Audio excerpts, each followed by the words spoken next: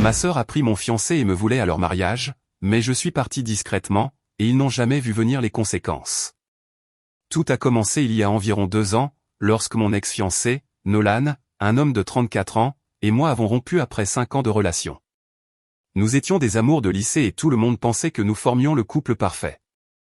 Nolan et moi nous sommes rencontrés quand j'étais en seconde et lui en terminale. Nous nous sommes rapprochés grâce à notre amour commun pour la musique, il jouait de la guitare dans un groupe local et je chantais dans la chorale de l'école. Notre premier rendez-vous a eu lieu dans un petit café où son groupe se produisait. Je me souviens d'avoir été si nerveuse, mais dès qu'il a commencé à jouer, toute ma nervosité s'est envolée. Nous avons commencé à sortir ensemble peu de temps après et avons été inséparables tout au long du lycée et de l'université.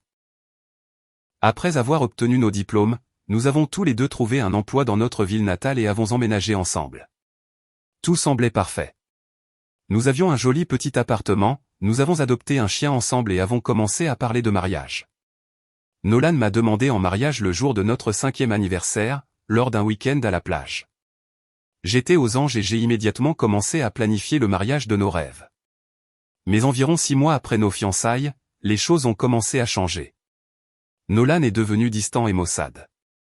Il sortait plus souvent tard avec ses amis et cherchait la petite bête pour des riens. J'ai essayé de lui en parler, mais il disait simplement qu'il était stressé par le travail. J'ai pensé que c'était juste la peur de s'engager et j'ai essayé de ne pas trop m'inquiéter. Puis, un jour, sans crier gare, Nolan m'a fait asseoir et m'a dit qu'il voulait rompre nos fiançailles.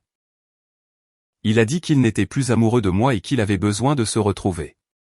J'étais absolument anéanti. Mon monde entier s'est effondré en un instant. Comment l'homme avec qui je pensais passer ma vie pouvait-il soudainement ne plus vouloir de moi? À l'époque, ma sœur cadette, Zoé, une femme de 29 ans, m'a incroyablement soutenu. Elle m'a laissé pleurer sur son épaule pendant des heures et m'a dit que je méritais tellement mieux. Zoé et moi avions toujours été très proches en grandissant, malgré une petite rivalité à l'adolescence. Enfants, nous partagions une chambre et restions éveillés tard à chuchoter et à rigoler ensemble. Au lycée, nous nous sommes un peu éloignés car Zoé fréquentait le groupe des populaires, tandis que j'étais plus du genre à traîner avec les musiciens. Mais à l'âge adulte, nous avons reconstruit notre lien et nous parlions presque tous les jours. Nous nous considérions comme les meilleurs amis du monde. Je me suis donc beaucoup appuyé sur elle pendant la rupture. Zoé m'a même proposé de m'installer chez elle pendant un certain temps, puisque Nolan et moi vivions ensemble. Elle m'a aidé à faire mes cartons et à écouter patiemment pendant que j'alternais entre sanglots et rage contre Nolan pendant des semaines. Elle m'apportait de la glace et des magazines People pour tenter de me remonter le moral. Je ne sais pas comment j'aurais traversé ces premiers mois terribles sans elle. Environ 6 mois après notre séparation, j'ai commencé à remarquer que Zoé agissait de manière un peu étrange et distante. Elle annulait nos projets à la dernière minute ou restait très vague sur ce qu'elle faisait. Au début, je n'y ai pas prêté attention, pensant qu'elle était simplement occupée par son travail. Zoé venait d'obtenir une grosse promotion dans son travail de marketing et je savais qu'elle faisait de longues heures. Mais ensuite, des amis communs ont commencé à faire des remarques sur le fait de voir Zoé et Nolan ensemble en ville. Au début, je n'y ai pas cru. Ma propre sœur ne me trahirait sûrement pas comme ça. Mais les commentaires n'ont cessé d'affluer. Quelqu'un les a vus dîner dans un restaurant romantique. Un autre ami a juré qu'ils se tenaient la main au cinéma. Quand j'ai confronté Zoé, elle a d'abord nié. Elle s'est mise sur la défensive et m'a accusé de ne pas lui faire confiance. Mais après avoir insisté, elle a finalement admis qu'elle et Nolan avaient commencé à sortir ensemble. Elle a juré que c'était arrivé naturellement et qu'elle n'avait jamais eu l'intention de me blesser. Mais j'étais trop choqué et blessé pour vraiment comprendre ce qu'elle disait. J'étais complètement prise au dépourvu et je me sentais si trahi. Comment ma propre sœur pouvait-elle me faire ça? Elle savait à quel point j'avais été anéanti par la rupture. Toutes ces fois où elle m'avait réconforté et avait dit du mal de Nolan, m'avait-elle menti? Était-elle secrètement heureuse de notre rupture pour pouvoir sauter sur l'occasion? Mon esprit s'emballait avec d'horribles possibilités. J'ai dit à Zoé que je ne voulais plus jamais lui parler et j'ai bloqué son numéro. Nos parents ont essayé de servir de médiateur et de nous faire nous réconcilier, mais j'ai refusé. J'étais tout simplement trop blessé. Chaque fois que je pensais à Zoé et Nolan ensemble, je me sentais physiquement malade. C'était comme perdre mon fiancé et ma meilleure amie en même temps. L'année suivante a été très difficile. Je me suis jeté à corps perdu dans le travail, prenant des heures supplémentaires dans l'entreprise familiale pour rester occupé. J'ai aussi commencé à faire du bénévolat dans un refuge pour animaux, ce qui m'a aidé à me changer les idées. Mais je me sentais si seul. Zoé et moi partagions tous les mêmes amis, alors je me suis retiré de beaucoup de ces cercles sociaux pour éviter de la croiser, elle ou Nolan. J'ai essayé de sortir un peu, mais mon cœur n'y était pas. Je ne pouvais pas me défaire du sentiment que je ne pourrais plus jamais faire confiance à personne après une si grande trahison. Comment pouvais-je m'ouvrir alors que les deux personnes les plus proches de moi m'avaient si profondément blessé? Avance rapide jusqu'à aujourd'hui, presque 2 ans plus tard. J'ai reçu une invitation de mariage par la poste la semaine dernière. Zoé et Nolan se marient. J'ai été choqué qu'ils osent même m'inviter après tout ce qui s'est passé. Nos parents m'ont appelé et m'ont supplié d'y assister, disant que je devais pardonner à Zoé et que la famille est la chose la plus importante. Ils pensent que je suis mesquine et que je dois laisser le passé derrière moi. Mais je ne peux tout simplement pas me résoudre à célébrer le mariage de ma sœur avec l'homme qui m'a brisé le cœur. L'idée de les regarder échanger leurs vœux et danser ensemble me rend physiquement malade. Suis-je déraisonnable de refuser d'aller au mariage? Devrais-je essayer de pardonner à Zoé pour le bien de l'harmonie familiale?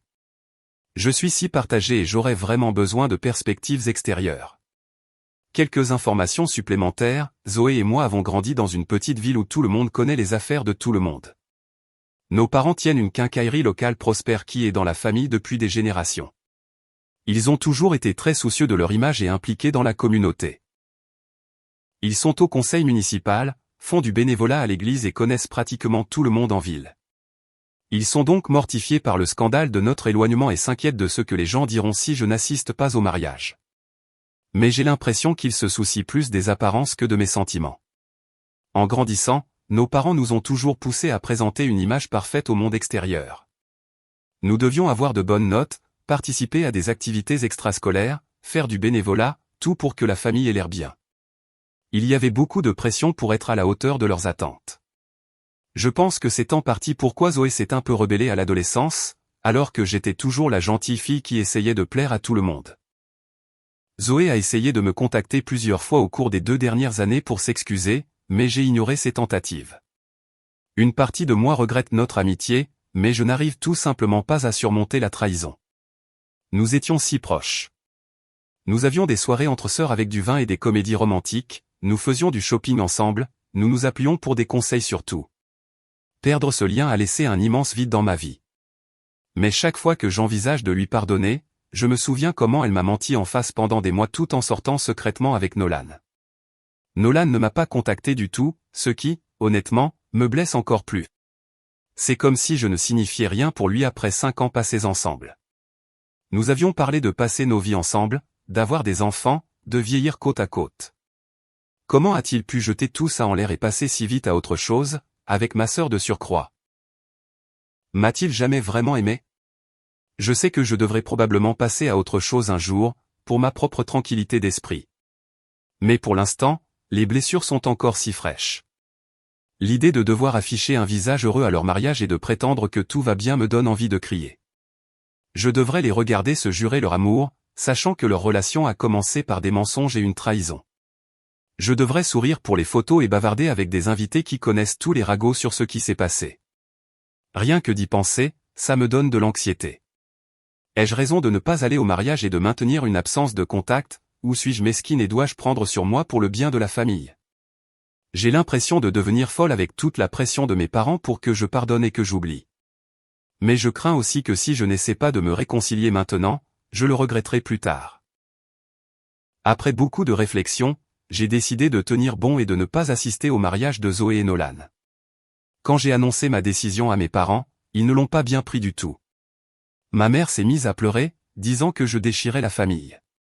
Elle a évoqué le fait qu'elle avait toujours rêvé de voir ses 2 filles se marier et que je ruinais cette vision. Mon père s'est mis en colère et m'a dit que j'étais égoïste et immature. Il a même menacé de m'exclure de l'entreprise familiale, où je travaillais à temps partiel, si je ne prenais pas sur moi et n'allais pas au mariage. J'ai été assez choqué par leur réaction extrême. Je savais qu'ils voulaient que j'y aille, mais je ne m'attendais pas à ce qu'ils recourent à la manipulation émotionnelle et aux menaces. Cela m'a vraiment ouvert les yeux sur la toxicité de notre dynamique familiale. En grandissant, mes parents ont toujours insisté sur l'importance de la loyauté familiale avant tout. On nous a appris à toujours présenter un front uni au monde extérieur, peu importe ce qui se passait à huis clos. Je me souviens d'une fois au lycée où je me suis disputé avec Zoé et ne voulais pas assister à son récital de piano. Mes parents m'ont privé de sortie pendant un mois et m'ont dit que j'étais une sœur terrible. Ils nous ont inculqué que la famille passe avant tout, quoi qu'il arrive. Donc, je suppose que je ne devrais pas être surprise qu'ils réagissent de cette manière maintenant.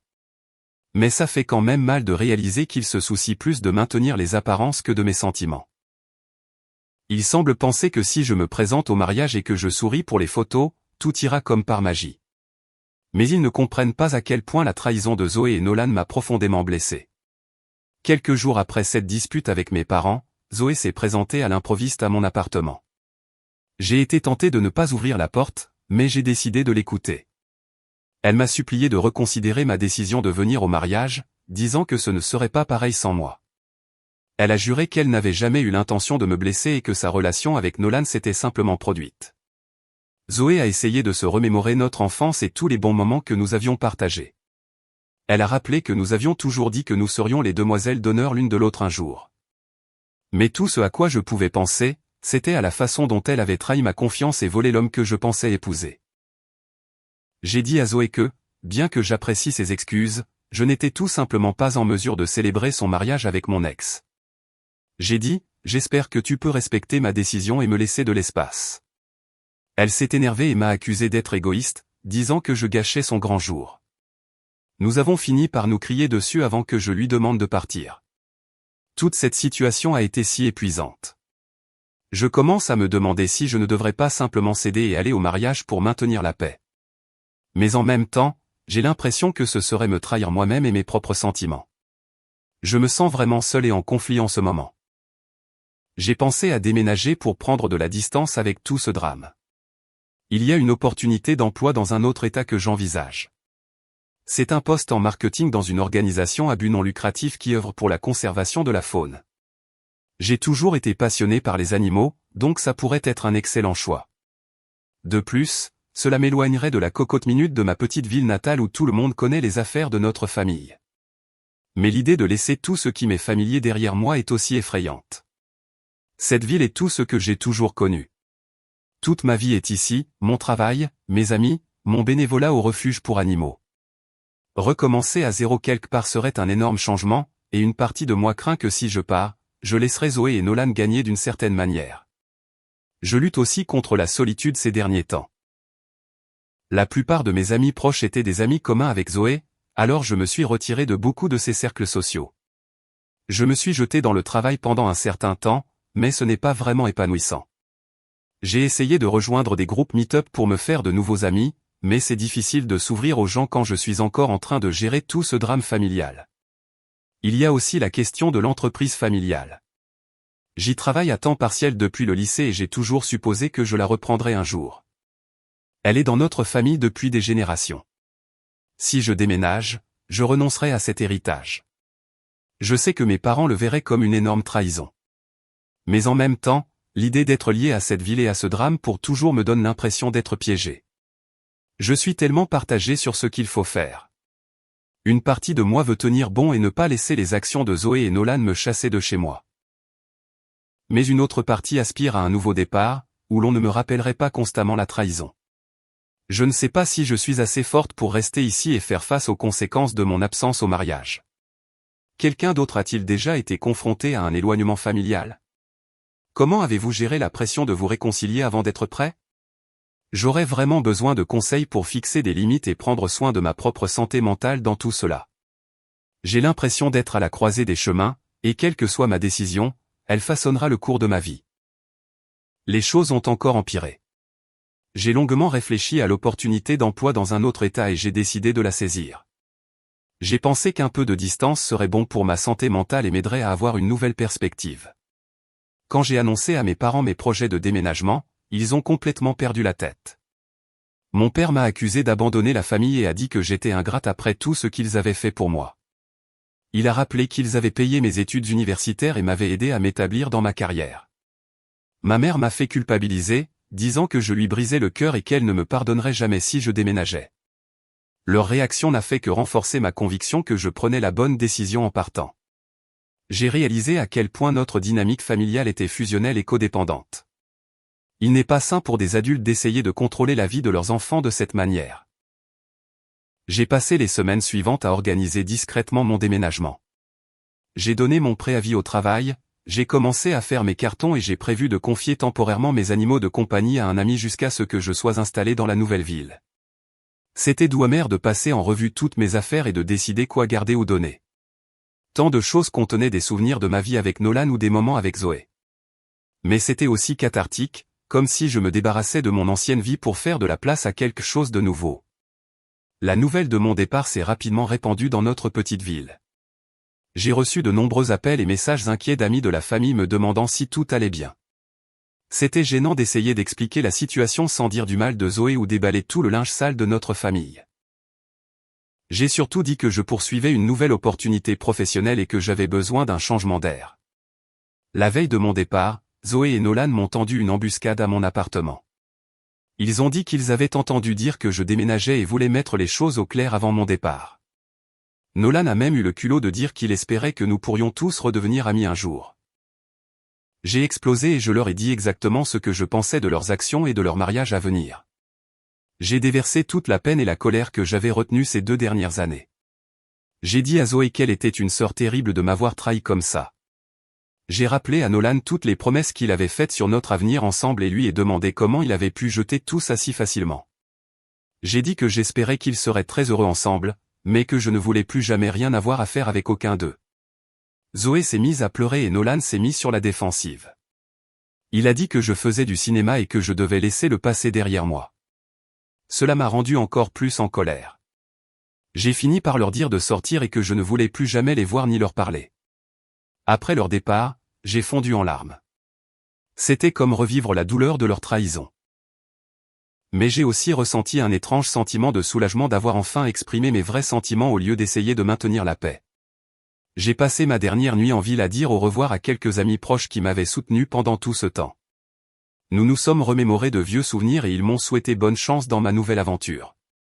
C'était doux amer, mais pour la première fois depuis longtemps, j'ai ressenti une étincelle d'enthousiasme pour l'avenir. En quittant la ville le lendemain matin, j'ai ressenti un mélange de tristesse et d'espoir. Je laissais derrière moi la seule maison que j'ai jamais connue, ainsi que de nombreux souvenirs douloureux. Mais je roulais aussi vers un nouveau départ et la chance de construire une vie selon mes propres termes. Je suis plus certaine que jamais que déménager est la bonne décision. J'ai hâte d'explorer une nouvelle ville, de me lancer dans mon nouveau travail et, espérons-le, de me faire de nouveaux amis. Ce ne sera pas facile de recommencer à zéro, mais je pense que c'est nécessaire pour mon processus de guérison. À ceux qui ont suggéré la thérapie dans les commentaires, merci. J'ai trouvé un thérapeute dans ma nouvelle ville et j'ai un rendez-vous fixé pour la semaine prochaine. J'espère que cela m'aidera à tout digérer et à apprendre à fixer des limites plus saines. Merci à tous pour votre soutien pendant cette période difficile. Cela a signifié plus que vous ne l'imaginez. La distance m'a apporté beaucoup de clarté et de recul sur toute la situation avec ma famille. Les premières semaines dans ma nouvelle ville ont été assez difficiles. Je me sentais seul et dépassé, doutant de ma décision de quitter tout ce qui m'était familier. Mais au fur et à mesure que je me suis installé dans mon nouveau travail et que j'ai commencé à explorer la région, les choses se sont lentement améliorées. Mes collègues ont été très accueillants et je me suis même fait quelques amis grâce à un groupe de randonnée local. Je vois régulièrement un thérapeute et cela m'a été incroyablement utile. Nous avons travaillé sur mes sentiments concernant la trahison de Zoé et Nolan, ainsi que sur le décortiquage de certaines des dynamiques familiales malsaines avec lesquelles j'ai grandi. J'apprends à fixer des limites et à prioriser mon propre bien-être. J'ai finalement manqué le mariage de Zoé et Nolan. Mes parents ont essayé de m'appeler et de me faire culpabiliser pour que je prenne l'avion, mais j'ai tenu bon. D'après ce que j'ai entendu par des amis communs, le mariage a été un peu un désastre. Apparemment, il y a eu beaucoup de drames familiales et de gens qui bavardaient sur mon absence. Une partie de moi se sent coupable d'avoir causé une rupture, mais je sais qu'y assister aurait été pire pour ma santé mentale. Je n'ai eu aucun contact direct avec Zoé ou Nolan. Mes parents essaient toujours de me pousser à me réconcilier, mais j'ai clairement indiqué que je ne suis pas intéressé par une relation avec l'un ou l'autre pour le moment. Peut-être que cela changera un jour, mais pour l'instant, je me concentre sur ma guérison. Le nouveau travail se passe bien. C'est un travail exigeant, mais je le trouve vraiment épanouissant. J'apprends beaucoup sur la conservation de la faune et j'ai l'impression de faire une différence. Mon patron a même laissé entendre qu'une promotion potentielle se profilait. Je construis lentement une vie pour moi ici. J'ai rejoint un club de lecture et j'ai commencé un cours de poterie. J'ai même eu quelques rendez-vous, bien que rien de sérieux pour l'instant. Pour la première fois depuis longtemps, j'ai l'impression de pouvoir respirer et d'être simplement moi-même, sans toute la pression familiale. Cela ne veut pas dire que tout est parfait. J'ai encore des moments de tristesse et de colère à propos de tout ce qui s'est passé. Parfois, mon ancienne vie et la proximité que j'avais avec Zoé me manquent. Les vacances ont été particulièrement difficiles, loin de la famille. Mais dans l'ensemble, je suis dans un bien meilleur état mental et émotionnel. Déménager a été absolument la bonne décision pour moi. J'ai commencé à penser à mon avenir à long terme ici. J'envisage d'acheter une maison au lieu de louer. Je pourrais même adopter un chien. Avoir un animal de compagnie m'a vraiment manqué. Ça fait du bien de faire des plans et de se réjouir de l'avenir. Quant à ma relation avec mes parents, elle est toujours compliquée. Nous parlons de temps en temps, mais il y a beaucoup de tensions. Ils ont du mal à accepter que j'ai construit une vie sans eux. J'essaie de maintenir un certain lien tout en imposant des limites saines. C'est un processus en cours.